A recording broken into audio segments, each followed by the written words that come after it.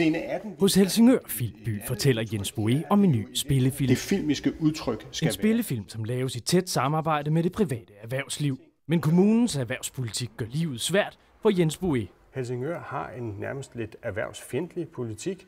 Meget, meget høje afgifter for etablering, meget lang sagsbehandlingstid, ofte sagsbehandlingstid, hvor man står uden svar inden for det tidsrum, man reelt har til rådighed. Også spidskandidaten hos de radikale Venstre, Christian Holm Donetski, er meget bekymret for situationen i kommunen.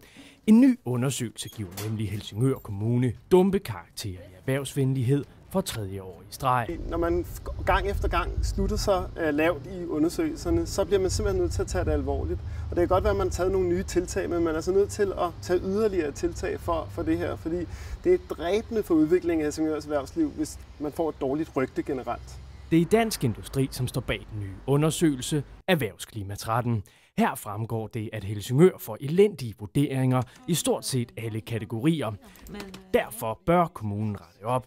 Det mener chefkonsulent hos Dansk Industri, Jette Høgh. Det man kan gøre i Helsingør Kommune, det er at nedsætte skatter og afgifter ganske betragteligt. Lave en omkostningsreduktion for virksomhederne. Så kan man sørge for at sætte ind på bedre sagsbehandling, hurtigere sagsbehandling, mere serviceorienteret sagsbehandling. Det er man allerede startet på, men man kan fokusere endnu mere på det. På borgmesterkontoret i Helsingør tager man da også undersøgelsen alvorligt.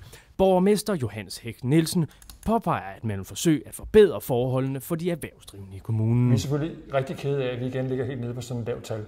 Det skal man selvfølgelig tage alvorligt, og derfor vil vi gå i dialog med erhvervslivet for at finde ud af, hvad det er, der stadig ikke er godt nok i Helsingør Kommune. Tilbage hos Helsingør Filmby ser Jens Boe helst at fortsætte produktionen af spillefilm i kommunen, men kan ikke love, at filmbyen bliver liggende i Helsingør.